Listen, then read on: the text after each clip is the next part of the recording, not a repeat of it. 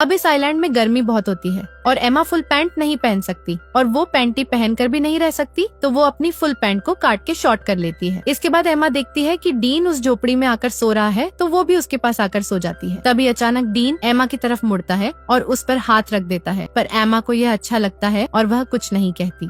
फिर अगले दिन जब एमा वाटरफॉल में नहा रही होती है, तब डीन आकर उससे सनस्क्रीन मांगता है। तो एमा डीन को कहती है कि मैं यहाँ नहा रही हूँ, तुम दूसरी तरफ जाओ। तो डीन कहता है कि तुम ही ने तो मुझे यहाँ पहरेदारी करने के लिए कहा है। ये सुनकर एमा कहती है कि इस आइलैंड में कोई और भी है। जिसके बाद अगले दिन जैक बर्ब के साथ हेलीकॉप्टर लेकर एमा और डीन को ढूंढने निकल पड़ता है और वहीं आइलैंड में थोड़ी देर के बाद रात होने वाली है और एमा डीन को बता रही होती है कि वह अपने परिवार को बहुत याद कर रही है। तभी डीन को वहाँ पर किसी इंसान की खोपड़ी मिलती है, तो एमा उसे देखकर बहुत डर जाती है और कहती है कि यह भी हमारी तरह शायद यहाँ फंस गया होगा और इसकी यह हालत हो गई और अब हमारी हालत भी शायद इसी के जैसा हो जाएगी। पर डीन उससे कहता है कि यह शायद कोई मछुआरा या फिर कोई स्मगलर होगा जो यहाँ आकर मर गया था, लेकिन हमारे पीछे हमारे पेरेंट्स हैं और हम यहाँ अकेले नहीं हैं। और उसे विश्वास दिलाता है कि अगर हम एक दूसरे के साथ ऐसे ही रहते रहेंगे तो हम यहाँ कभी नहीं मरेंगे और एक दिन हम जरूर घर वापस जाएंगे। और यह कहने के बाद वह एमा को किस करने लगता है। एमा पहली बार किसी को किस कर रही थी और उसे अच्छा भी लग रहा था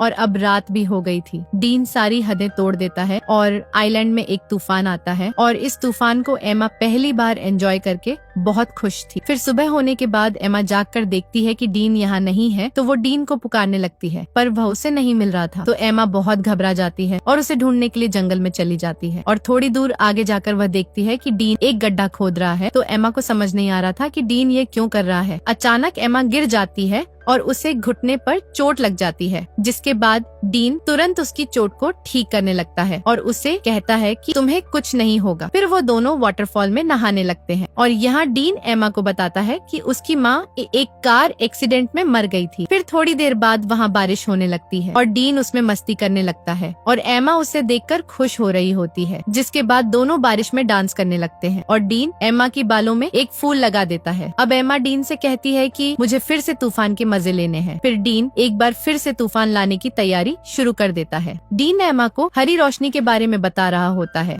जिसके बारे में उसकी माँ ने उसे बताया था और वह बताता है कि वह रोशनी सूरज के डूबते समय दिखती है, पर डीन ने उस रोशनी को आज तक कभी नहीं देखा है। अब यहाँ उन्हें कुछ और हफ्ते बीत जाते हैं और दोनों आइलैंड के खूबसूरत एनवायरनमेंट के मजे लेने लगते हैं। वो समुद्र में नहाते हैं और बहुत मजे करते हैं और ऐसे ही वो एक दूसरे के बहुत करीब आ जाते हैं और जब भी उनका मन करता है तो वह तूफान और भूकंप के मजे लेते रहते थे। अब यह सब कुछ होने के बाद एमा डीन से पूछती है कि तुमने पहली बार कैसे किया था और वह कौन थी। तो डीन बताता है कि जब मैं स्कूल में था तब मेरा एक दोस्त थी जो मुझसे उम्र में बड़ी थी। अब डीन जानता था कि एमा की यह सब कुछ पहली बार थी, तो वह पूछता है तुम्हें कैसा लगा। तो वह बताती है कि अच्छा था, लेकिन तूफान की वजह से गलत जगहों पर रेत चली गई। इसके बाद एमा कहती है कि मुझे और एक्सपीरियंस करनी है। अब आगे हम देखते हैं कि दोनों जंगल में जाते हैं कुछ फल लाने के लिए और डीन थोड़ा आगे जाकर फल तोड़ने लगता है। तभी अचानक उन्हें एक प्लेन की आवाज सुनाई देती है, तो दोनों खुली जगह की तरफ भागने लगते हैं और डीन जल्दी से आकर उस प्लेन को सिग्नल देने के लिए एमा की बैग में फ्लेयर गन ढूंढने लगता है, पर उसे वो नहीं मिलती। लेकिन तब तक वो प्लेन उनसे बहुत दूर चली जाती है। फिर एमा फिर से उस फ्लेयर गन को ढूंढने लगती है, पर उसे भी नहीं मिलती। तो एमा को लगता है कि उस आइलैंड पर कोई और भी है जो उनके चीजें चुरा रहा है। फिर आगे हम देखते हैं कि कुछ दिन और बीत गए हैं, पर उनके ऊपर से अब तक सिर्फ एक ही प्लेन गुजरा है और कोई भी उन्हें बचाने नहीं आया है। दोनों झोपड़ी में बैठ के बात करने लगते हैं कि उन्हें अब घर वापस जाने की उम्मीद छोड़ देनी चाहिए और यहाँ जंगल में पूरी तरह एक दूसरे के साथ बिताने का फैसला कर लेना चाहिए। तभी अचानक डीन को किसी जानवर की आवाज आती है, तो डीन जंगल में जाता है उस जानवर को ढूंढने के लिए। तो एमा को डीन की चिंता होने लगती है, तो वह भी उसके पीछे चली जाती है और वहीं डीन जैसे ही थोड़ा आगे जाकर देखता है तो वहाँ एक ब्लैक पैंथर होता है, जिसे देखते ही वह भागने लगता है और भागते भागते काफी दूर जाने के बाद वह अचानक जमीन पर गिर जाता है। और एमा भागती हुई जब डीन के पास पहुँचती है तो वह देखती है कि डीन के पास उनसे लथपथ एक चाकू है और उसने एक ब्लैक पैंथर को मार दिया है। फिर आगे हम देखते हैं कि एमा और डीन के पेरेंट्स उनके बिना ही अपनी जिंदगी की शुरुआत कर लेते हैं और यहाँ एमा और डीन ने भी आइलैंड पर जीना सीख लिया है और इधर ही अपनी जिंदगी गुजारने का फैसला कर लिया है, क्योंकि उन्हें जो उम्मीद थी कि उन्हें कोई बचाने आएगा वह भी अब खत्म हो चुकी थी। उन्होंने शिकार करना भी सीख लिया है और यहाँ पर झोपड़ी बनाकर रहते हैं और सभी उम्मीदें छोड़कर खुशी से एक दूसरे के साथ रहते हुए दिन गुजारने लगते हैं। फिर एक दिन एमा उल्टियाँ करने लगती है तो डीन यह देखकर उसे पूछता है कि क्या तुम प्रेग्नेंट हो? तो एमा कहती है कि नहीं, उल्टियाँ बस ऐसे ही हो गई हैं। इसके बाद एमा अच्छा महसूस करने के लिए डीन के साथ लेट जाती है, पर जब वह दोनों बात कर रहे होते हैं